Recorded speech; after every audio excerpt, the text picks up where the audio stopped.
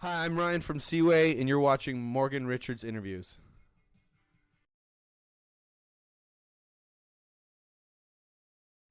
Hey, I'm Morgan Richards from Radio Cardiff, backstage here at the Exchange music venue in Bristol. I'm joined now by a band who are always making sure everything is cool, man. It's of course the wonderful Ryan of Seaway. Hi, how you doing? Hey dude, you right? Yeah, I'm doing well, really well. How's things? Good. We just landed this morning at 9 a.m. So first day's always a little shaky. I tend to not get jet lag too bad coming to the UK. I've kind of gotten used to it, but you're still a little tired, you know. But I'm sure the gig will wake us all up. Yeah, well, fantastic. Yeah. So of course, Ryan, kicking off 2018 now with this UK headlining tour in support of your latest record, Vacation. I'm sure you've all just been eager to start this year off touring, really coming over to this side of the pond and playing all these new tracks. Yeah. We've been, since the record came out, we were really busy. We did, an American tour into a Canadian tour into a Japanese tour, and then we had the holidays off, so it's kind of once the holidays were done, we're back at it. So we're really excited to be back in the UK. Shows are always amazing, and that's what I think is so unique about the UK is no matter the city, all the shows are always really good. Not to knock any cities in particular, but I'll even use my own. In Canada, every city you go and play isn't always as good as the last one. There's ups and downs for sure, bigger markets, smaller markets. But I find that coming to UK, it's always pretty much across the board, all shows are really good. So it's always fun to come over here. Oh, fantastic. At it. Yeah. And on Vacation, it seems to have a kind of extra layer of 90s pop rock influences this time around. You've all stated that you took more risks musically with songs like Lure on the Beach and trying to just expand more. Being 3 records in now, was it just kind of an extra enthusiasm to try new things out? Yeah, I think so. I think I don't know, we all love Colorblind, but then, listening back, there's things, we could have done this differently, or we could have taken a bigger risk on this maybe. So that's something that we definitely had in our heads going into writing and recording Vacation, was let's not stray too much from the sound, but let's also try new things, So kind of keeping a balance of we're not diving in feet first into it, a completely different sound, but we're I guess giving hints of where we're trying to go as a band, kind of doing it slowly instead of just doing it, a complete 180 or anything like that. Okay. And really, you've kind of embraced that pop punk band, that you're a pop punk band at heart throughout the years. But you've group who always try to do new things and adapt. When a band like you is so busy and touring frequently, is it quite easy to get caught up in the kind of that bubble and scene? Yeah, I think so. We always try and break that a little bit.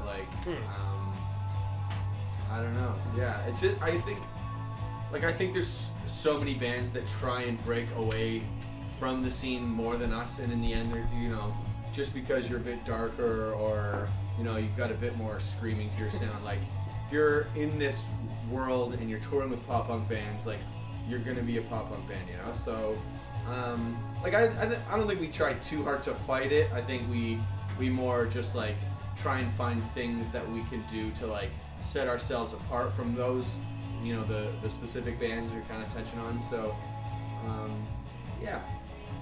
I'd say trying to find our own thing within the genre, not really trying to completely break away. Because it's the genre we grew up on. It's the genre that helped bring up our band. So always have love for it. Okay. And going back to the writing process on this record, you actually spent 2 weeks at Alan Day from 4 Year Strong's studio working on material. You did a bit of work with him previously on Colorblind 2. Yeah. Talk to us on the process of collaborating with him. What sort of insights did he really share with you in terms of songwriting? It was amazing working with him just because he's such a good songwriter. So, those sessions were really organic in that, whether it was a drum beat or a little melody or a guitar lick, we would just kind of all be in the jam room and something would happen, and then he would be in there with us just being okay, try this, just kind of throwing things at the wall and seeing what stuck, and so that was a really cool way of doing it.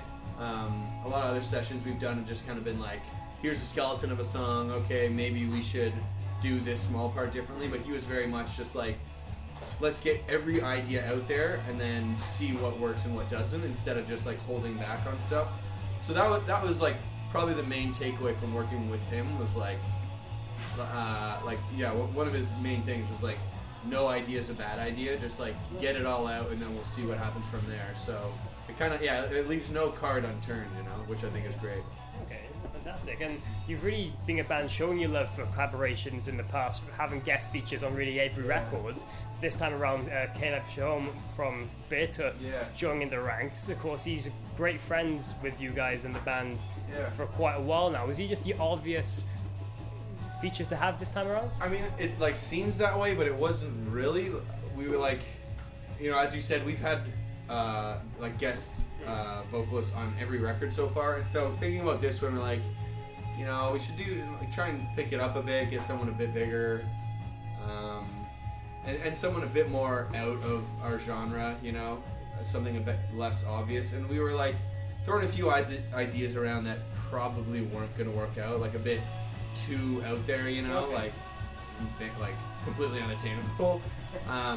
And then I can't even remember who brought it up, but it was like, it might have been someone at the label actually who like probably doesn't know Beartooth that well, but kind of knows that we're buddies with them, and said, well, what about Caleb? And like, it was just kind of like a light bulb went on, just like, oh yeah, that's a perfect move. And so I just emailed him asking if, you know, if it'd be something he'd be interested in, and right away I was just like, yeah, let's sort it out. And like within a week or two, it was like sorted out with the labels and then recorded and then ready to go. So it was like, yeah, a really cool thing. I thought it turned out really well. Yeah, fantastic. And of course, in 2018 now, we've just got a load of touring booked all across to really support this new record. Yeah. But what else can we really expect from Seaway now in 2018? More shows, really.